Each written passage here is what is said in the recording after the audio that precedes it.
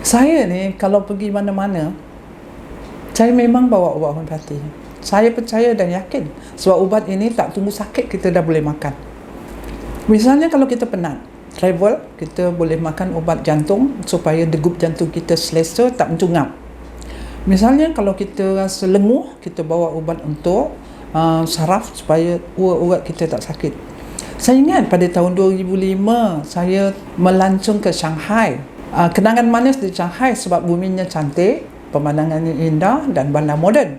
Saya tak duga ya, pada suatu hari ketika naik kapal terbang nak balik dari Shanghai tu, saya tak duga tiba-tiba ada panggilan kecemasan pramugara ya.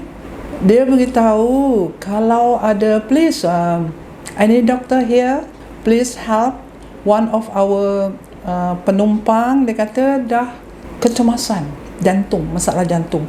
Jadi pada tu saya dengar sajalah, saya tak ada respon. Any doctor here? Again dia panggil buat announcement. Saya still diam lagi sebab saya rasa bukan urusan saya. Tetapi dalam beg tangan saya bawa satu botol, di dalamnya di antara ubat-ubat yang lain ialah ubat jantung. Ubat jantung yang sangat bagus yang digunakan di Rusia untuk merawat pesakit-pesakit yang mengalami masalah lemah jantung. Jadi ceritanya begini. Ketika itu anak saya mendesak saya keluar tolong sebab berkali-kali announcement meminta ada sebarang doktor kah dalam kapal terbang kerana berlaku kecemasan. Tak ada doktor yang keluar. Saya lihat ramai berkerumun pada satu seat ya, penumpang, di mana seorang penumpang perempuan wanita Cina muda lemah lunglai, kebiruan mukanya, tangan dia biru, kemudian dia letih, suaminya sangat cemas. Dan pada masa itu anak saya mendesak saya, tolonglah Ma.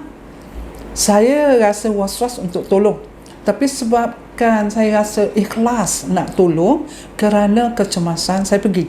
Saya dapatkan pesakit itu, saya introduce, saya homeopathic doctor, saya perkenalkan, saya letak kad bisnes saya, tunjukkan pada suaminya, dan kemudian saya mulakan bantuan. Bagaimanakah bantuan yang saya buat?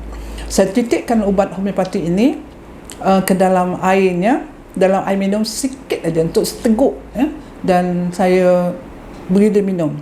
Setiap 15 minit tegukkan air ubat homeopati, ubat jantung. Saya tak beri nama lah, pasal saya tak nak dieksploitasi oleh doktor lain ya, yang dengar ya. Apa yang saya buat untuk menggerakkan oksigen darah, saya gosok dadanya berkali-kali depan belakang. Saya gosok segala kaki tangannya yang sudah kebiruan itu. Dalam tempoh lama juga, dalam tempoh 40 minit, kecemasan berlaku dan semua kawan-kawannya dah berkerumun pesakit ini.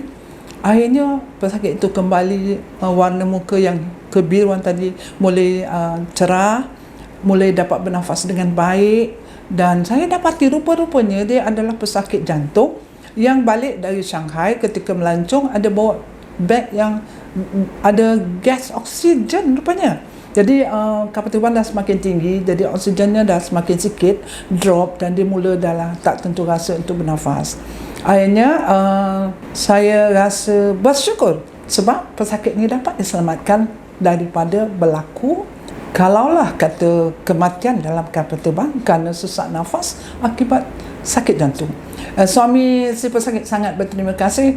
Banyak kali telefon saya ketika saya balik ke Melaka, tapi saya just respon bukan ada tujuan apa-apa, hanya tujuan bantu dengan ikhlas. Tapi looking back, saya rasa nasib baik saya dapat bantu.